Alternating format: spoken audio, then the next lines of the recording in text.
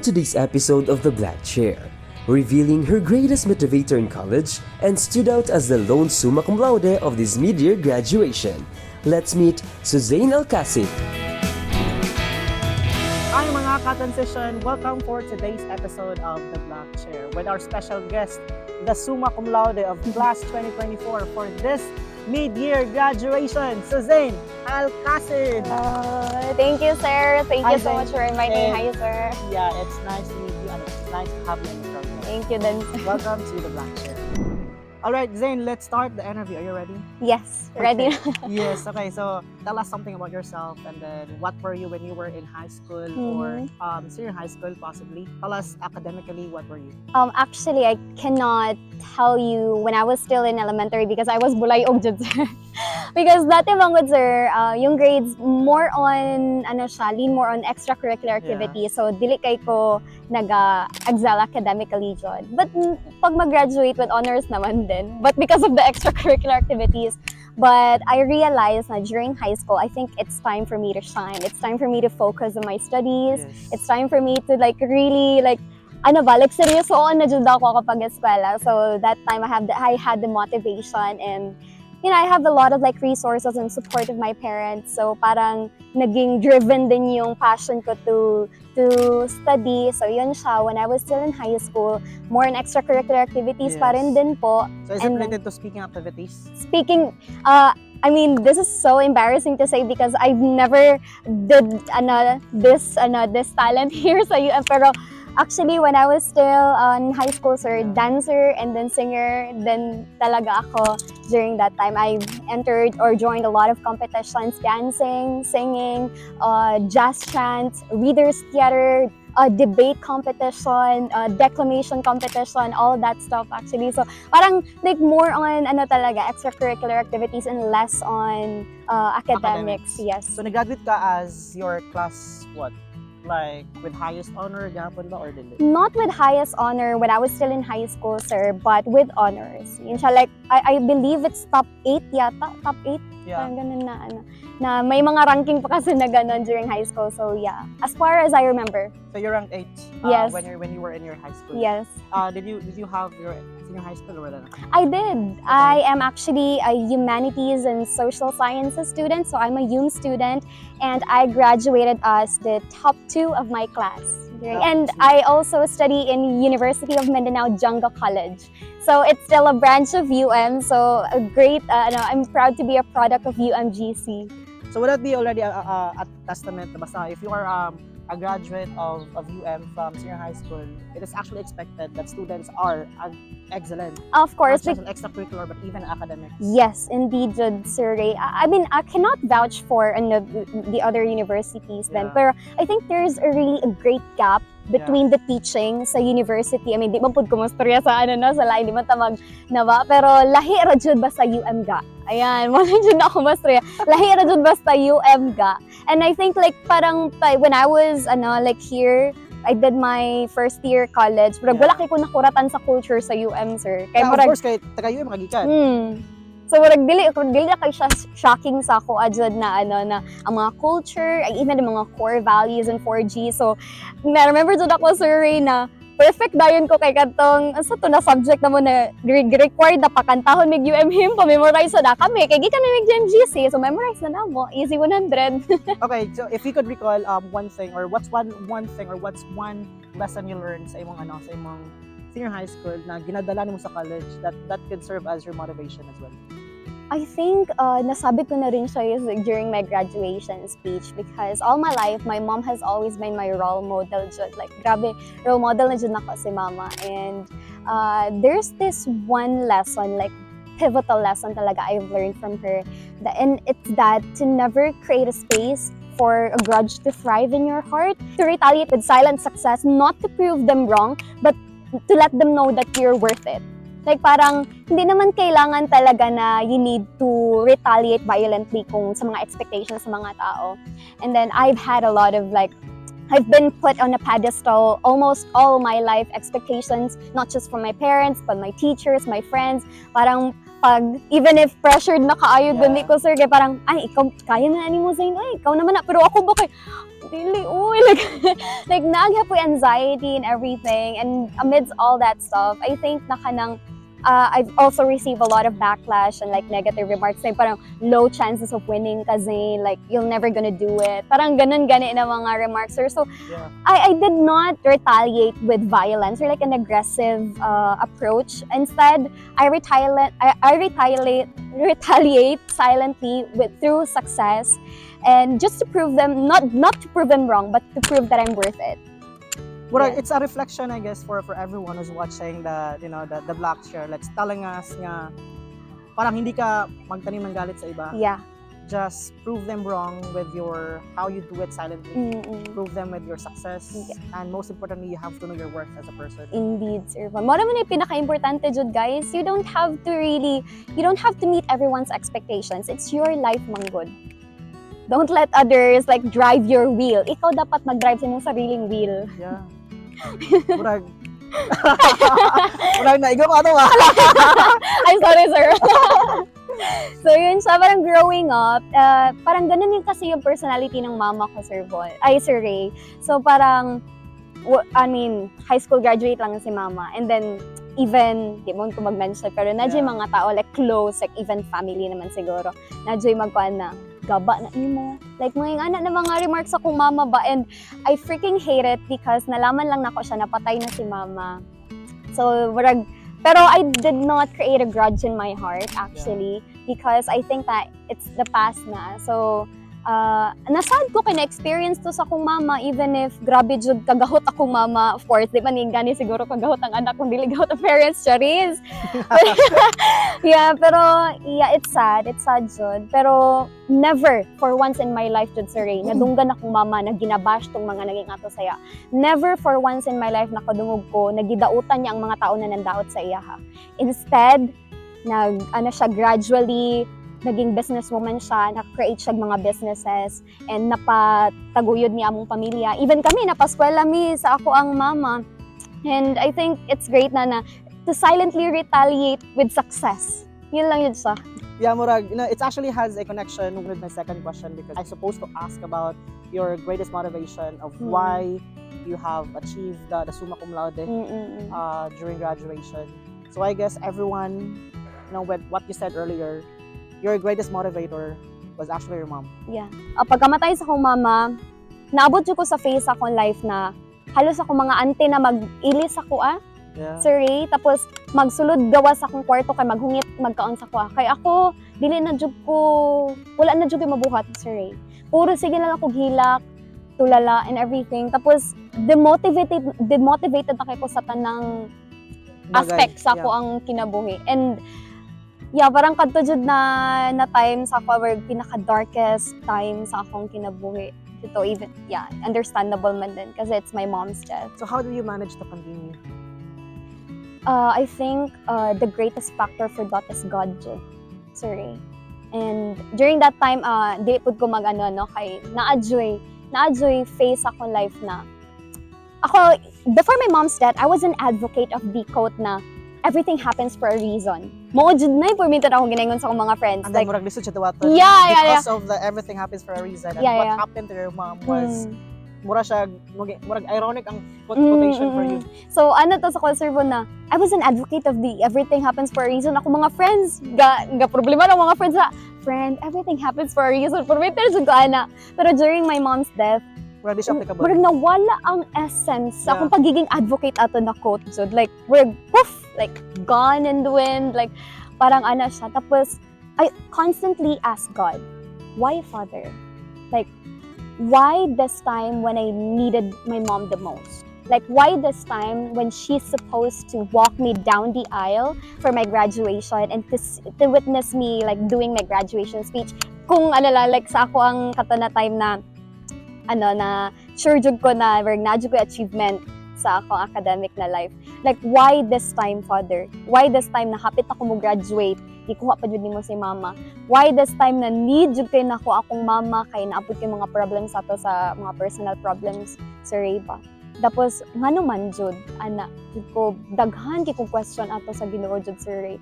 Pero I think ang greatest factor pod na nakapa-motivate sa ko to continue life and to be optimistic kay family and friends. Like you surround yourself with positive people, and you also not just that, also you have to also do your thing then Sir Ray. Like not just them. You also have to lift yourself from that dark dark area of your life. Kasi even if they're trying to lift you up, if you're not like letting them, you're not letting them lift you up, parang wala din yung effort nila. So it would start from with you. Yes. Within yourself. Like you have to accept gradually what was happening. Like kung mag-receive na dawat no, murag dira po ta mag-isip to move on and continue life. Kaayo good Sir. At least for 22 years of my life, I've experienced how is it like to have a beautiful, caring, nurturing, compassionate, and kind mom. Actually, I'm fighting myself not to cry. It was also during the litmus, sir. Yeah. I remember your piece. You actually dedicated from your mom. Diba? Yes. And then, actually, mga ka-transition, Sir Ray was my coach during the oration competition from the literal musical Litmus 2022? 2023. Yeah, 2022. And also, Sir Ray was also my coach during the TED Talk competition when I represented the College of Arts and Sciences Education during the pandemic. Do you still remember that, sir? TED Talk? TED Talk! Ikaw akong coach! Hala, wala ka! Ikaw akong coach! I only remember the... Nakadaog mo yata, ato. TED Talk, yes. Second, right? Yes. Yeah. So, na dyan ako si Sir Ray. Coach na dyan ako sa every time mag speaking competition, mag-eloquence sa competition. Perminti na dyan ako coach si Sir Ray. And dili dyan mi madaog ang case ato if wala dyan si Sir Ray dyan. Yeah. Thank you, Zane. Alright, Zane, you shared a while back with the death of your mom, murag regular sugod imong anak, murag demotivated sa Alcasid and even how you would continue your life. Now, since naka-move on naman ka itong mga times no nga where you have the support system coming from people that mga special someone or mga relatives and all mga friends. So can you share some of the challenges you faced during your academic journey? Aside from my mom's death, Sir Ray, I think one of the challenges I faced during my college life is to juggle leadership and being achiever na student. Yes.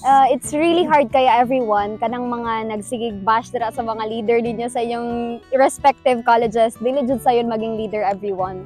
And I think isa pud na siya ka-challenge nako as a university scholar. Yes, I'm also on part of the honor society na to juggle my academics and leadership. I mean, it's not really hard jud na murag mamatay masakal na ko sa responsibility and everything because I love doing it.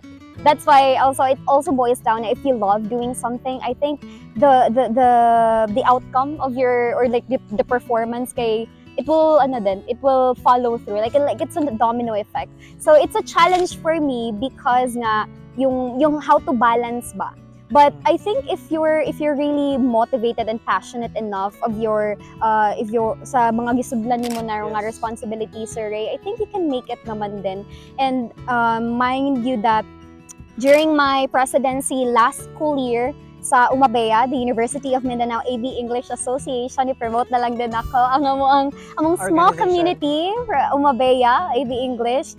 We're just a small community but we're really dedicated into providing quality leadership to our students and to also expose them to a lot of like communication skills training, workshop, and the lexical power competition. Yeah, lexical power competition, and kota na kayo sa Sir Ray as judge and speaker sa mga events.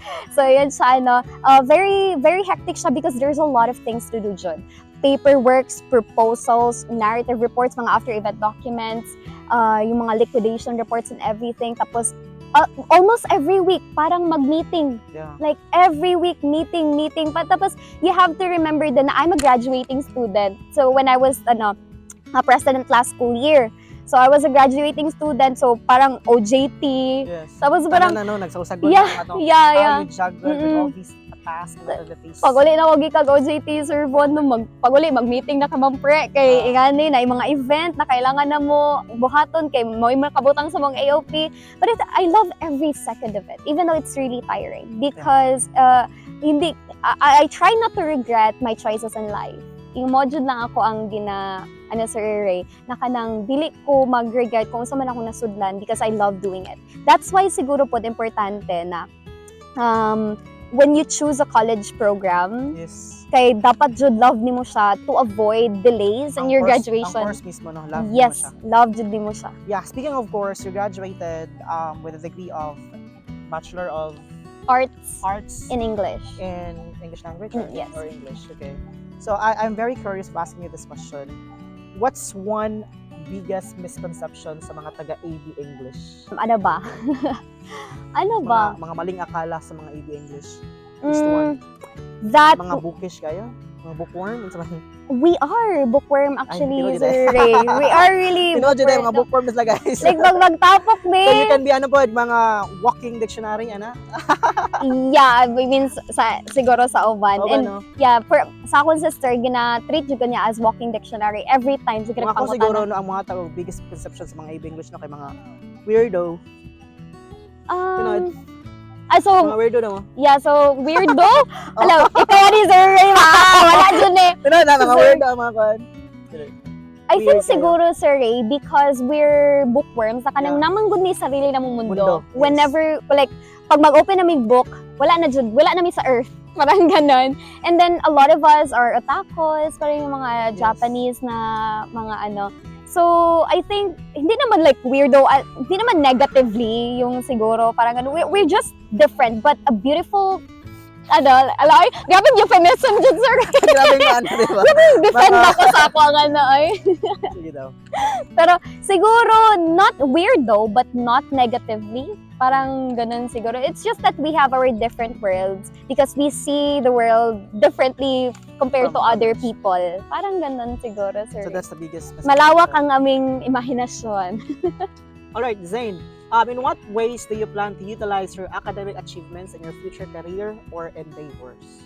I have a lot of plans actually, Sir Ray, but right now, I'm content with my current work. I work as an HR associate of this BPO company. Hindi ko na lang i-mention. So yeah, I work as an HR associate, and I think I love the work actually, especially the environment.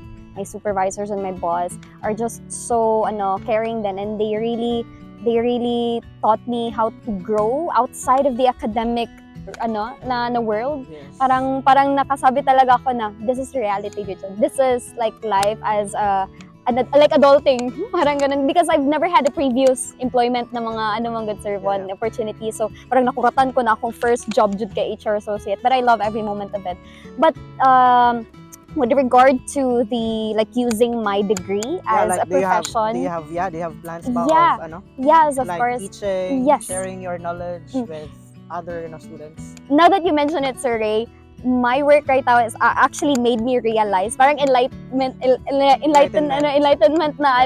na era na parang I really love teaching. Yes. Parang I think I'll go teaching for the rest of my life. Charis na. parang I love teaching kasi because I grew up with the teacher papa. Yes. So every now and then parang na transfer ang ang passion sa pag-teach and everything. And my kuya is also a teacher, a math teacher. Wow. So parang amo ang pamilya ba kay it runs in the blood. And then sa office gani sige jud ko muna. Sir, gusto jud mo putak akong baba. Gusto jud ko magstorya. Alright, Zane, I guess with your struggles in life and your experiences, and even you graduated with the highest honor for this batch of mid-year graduation, there were many aspiring students look up to you. So what advice would you give to those who aspire to excel academically? Create your own path. As I mentioned in my graduation speech, people always set expectations, but we do not necessarily have to meet those expectations. Yung sabi ko nga kanina, you have to drive your own wheel. Do not let other people drive your wheel. Kasi it's your life. At the end of the day, magsisiro gihapon ka nga sila ang nag-decide sa imong life. There's nothing wrong with siguro nga kuan mo look up kaning as katao and then I wanted to be like you. Kay still it matters on someone's perspective mo, di ba? Kaayo, sir. Yeah, kung if I would say nga ay gusto ko maging siya, like gusto na ko mag-graduate ngayon ani pud ko. Like I would follow his or her footsteps. There's nothing wrong with that, because magkaiba tayong perspective, di ba? Wala dyan mali dyan actually, Yeah. Sir Ray. Pero yun nga, look upward, na po limitation. Yes, Kaya yes. bisig kanang imuha na Sobrahan pong na po imya, ta. like ada dyan ganun. Oh. Too much is dangerous na dyan.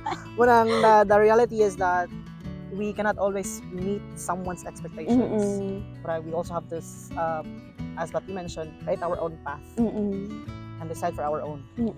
Kaya murag, at the end of the day, murag, whatever happens, murag, natin mga regrets, or possibly, dapat what I regret because that's our decision.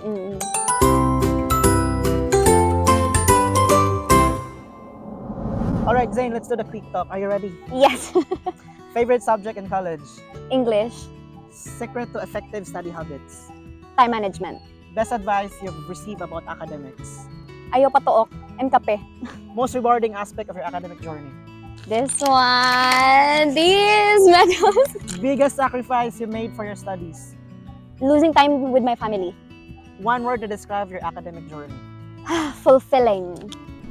And that's a wrap for today's episode of The Black Chair. Please do not forget to like, share, and follow my social media accounts. See you on my next episode. Transition!